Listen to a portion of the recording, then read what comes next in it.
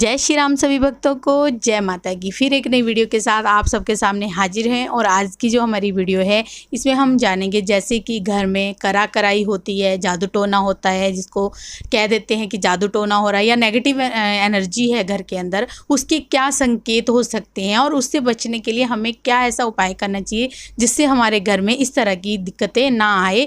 तो अंत तक बने रहिए, तभी आपको सारी वीडियो समझ में आती है। अगर वीडियो अच्छी लगती है तो लाइक करें, शेयर करें, कमेंट करें और अगर आप हमारे चैनल पे पहली बार ही देख रहे हैं तो चैनल को भी जरूर सब्सक्राइब करें। साथ में बेल आइकन है उसको प्रेस करें ताकि आने वाली हर एक वीडियो की नोटिफिकेशन सबसे पहले ही आपके फ़ोन में पहुंच जाए। चलिए शुरू करते हैं आज की वीडियो। जय श्री राम जी। जय श्री राम। जय श्री बालाजी महाराज। बालाजी महाराज की असीम कृपा आपके घर में वास करे और मेरी माँ जगत जननी माँ भवानी अम्ब की कृपा आपके घर में अन्नपूर्णा रूप में वास करे। जय माता की। क्या होता है, कई बारी हमारे घर के अंदर बहुत प्रकार की समस्याएं उत्पन्न होती हैं। कई समस्याओं को हम सामने रख देते हैं, कई समस्या को हम किसी से बताने से भी डरते हैं। क्योंकि कई बार व्यक्ति सोच लेता है पता नहीं क्या है ऐसा, इसके घर में क्या हो रहा है, क्या है इसके घर में, हम अपने बच्चों को नहीं भेजेंगे या ये नहीं होगा या वो नहीं होगा। तो ऐसी जो समस्याएं हैं, जैसा कि मैं आज सारी समस्याओं के बारे में बताऊंगा कि जो करा कराई से उत्पन्न होती हैं और सब करा कराई के संकेत होते हैं। घर के अंदर मीट के टुकड़े आना, घर के बाहर खून के छिट्टे आना, जैसा घर के कपड़ों पर कई बारी खून के छिट्टे आ जाते हैं, दीवारों पे भी छिट्टे आ जाते हैं, फर्श पे भी छिट्टे आ जाते हैं। और कई बारी घर के अंदर अजीब सी तरह की स्मेल आना, जैसी वो स्मेल होती है बहुत भयानक होती है। और वो स्मेल जब घर के अंदर आती है तो घर में अपने आप कलेश उत्पन्न होने लग जाता है। कई बार परिवार के सभी सदस्य बैठे होते हैं, अचानक ही गाली गलौज पे वार्तालाप उत्पन्न हो जाना और कोई बात ना होना। कई बार कोई बात होती नहीं है और अचानक ही इस प्रकार के व्यवहार उत्पन्न हो जाते हैं कि एक दूसरे को मारने पर उतारू हो जाता है व्यक्ति। तो और हम कहीं बाहर से पैसा लेकर आते हैं, जिक्र चलता है पैसा है आ रहा है अचानक ही, और हमारा उस पैसे का ऐसी जगह उपयोग हो जाना जहां पर ना हो। ये एक बार नहीं, कई बार इस प्रकार के चांस उत्पन्न हो चुके हैं। तो ये जो कार्य है ये किस प्रकार के हैं? ये करा कराई के तरीके के कार्य होते हैं और ऐसे तो बहुत प्रकार के होते हैं, लेकिन मैंने कुछ बड़े बड़े बता दिए। कई बार शारीरिक तौर पर भी किया कराई की जाती है, शारीरिक तौर पर, मानसिक तौर पर पागलपन करने के लिए भी करा कराई की जाती है। जैसे दिमाग का बंधा बंधा रहना, दिमाग का काम ना करना, दिमाग पर वजन रहना। और कई बार ऐसा होता है कि हम मान लो करना कुछ और चाहते हैं और होता कुछ और है। बार बार ही हमारे साथ इस प्रकार का बार बार वार्तालाप हो रही है। हम चाहते हैं कि हमारा ये कार्य सफल हो जाए और अचानक ही वो कार्य हमारे सफल होने से बजाय तो और भी ज़्यादा भयंकर बिगड़ जाते हैं। और ये कहीं ना कहीं हमारे परिवार के ऊपर इस प्रकार की करा कराई करी हुई होती है। टारगेट पर चीज़ें को भेजा गया होता है और वो अपने टारगेट के ऊपर कार्य भी करती है। अब इस करा कराई से हम तो अनजान है, हमें पता नहीं है सामने वाला व्यक्ति का क्या व्यक्तित्व है, वो किस प्रकार हमारे परिवार से बदला ले रहा है, हम इस बात का नहीं जानते। हम ठहरे भोले भाले व्यक्ति अचानक भूल से गया कभी कोई, क्योंकि ताली कभी एक हाथ से तो बजती नहीं।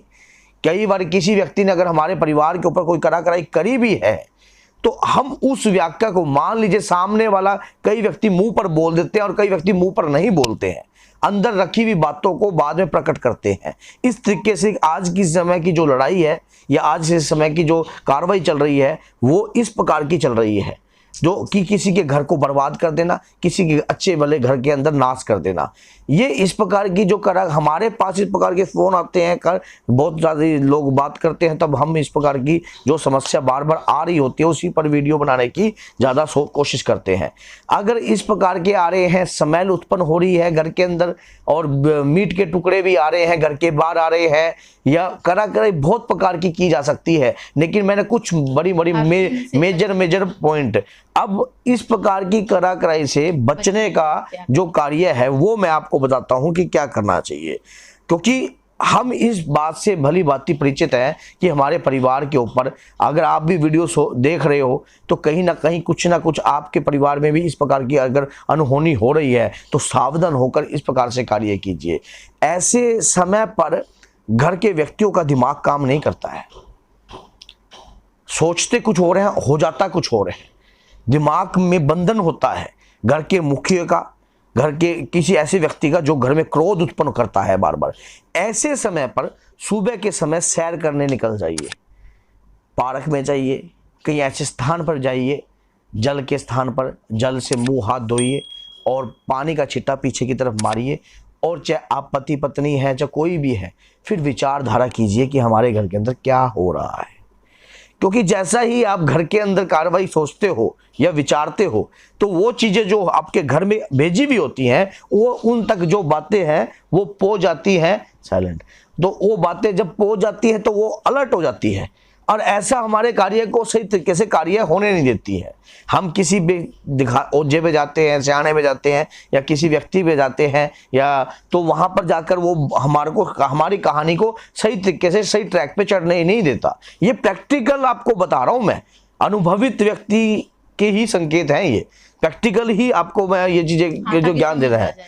तो आपने क्या करना है उस दौरान बार, फिर आपको एक उपाय मैं बताता हूं। आपने सबसे पहले आपके कुल देवी देवता का दीपक लगाना है।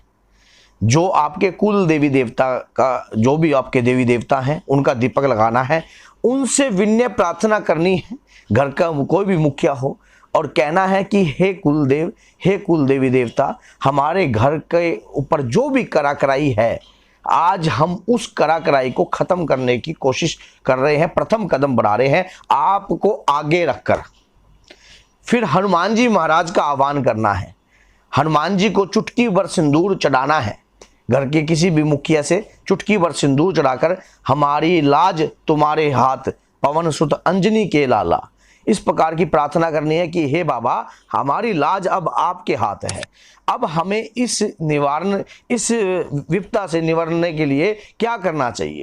तो फिर आपने क्या करना है, एक चौमुखा दीपक हर शनिवार को काले तिल डालकर चौमुखा दीपक मां काली के मंदिर में आपने प्रज्वलित करना है।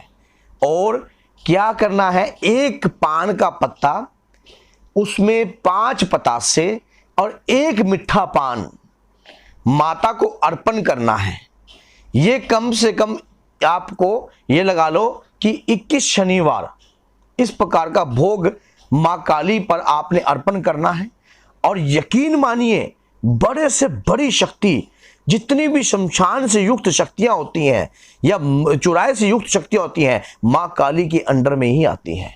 शमशान की भयंकर शक्तियां मरगट काली के अंडर में आती हैं। ये मां काली का ही रूप है, सभी मां दुर्गा ही मां काली का रूप है। तो उसी हिसाब से आपको मैंने बता दिया, जब आप भूख से पीड़ित और या पंखहीन व्यक्ति जब व्याकुल होता है, जिस पंखहीन का मतलब ये जब हमें कोई सहारा ही नहीं मिल रहा, कहीं से कोई किनारा ही नहीं मिल रहा, तो ऐसे व्यक्ति को दिव्य शक्ति की शरण में जाना चाहिए। वो अपने बच्चे की लाज रखती है, अपने परिवार की लाज रखती है और आपको ऐसी कराकराई से तत्काल ही मुक्त कर देंगी माँ, और आपके परिवार के ऊपर कृपा करेंगी। क्योंकि जब भी कोई तांत्रिक या कोई ओझा या किस प्रकार का व्यक्ति आपके परिवार के ऊपर ऐसी कोई चीज़ों को भेजता है, मलिन शक्तियों को भेजता है, तो आपके देवी देवताओं के ऊपर मलिन शक्तियों का बंधन डाला जाता है। तो आज माँ काली को आप जब इस प्रकार की भेंट दोगे या इस प्रकार का भोग और दीपक दोगे, तो आपके पितरों को और आपके कुल देवी देवता को आपने आह्वान करना है कि हे मातेश्वरी, हम आपकी शरण में हैं। हनुमान जी महाराज के आदेश दीजिए ताकि हमारे परिवार को बंधनों से मुक्त किया जाए, हमारे कुल देवी देवताओं को, हमारे पितरों को बंधनों से मुक्त किया जाए और हमारे घर के अंदर सकारात्मक ऊर्जा का वास हो। यकीन मानो, सच्चे मन से करो और फिर देखो आपको रिजल्ट जरूर मिलेगा। और कमेंट बॉक्स में जरूर लिखना आपको जब भी रिजल्ट मिलने तैयार हो जाए। तो बोलिए जय सीताराम, जय श्री बालाजी महाराज। मेहंदीपुर की पवित्र कृपा आपके परिवार पर हमेशा बनी रहे और मेरी माँ जगत जननी माँ भवानी अम्ब की कृपा आपके घर में अन्नपूर्णा रूप में वास करे।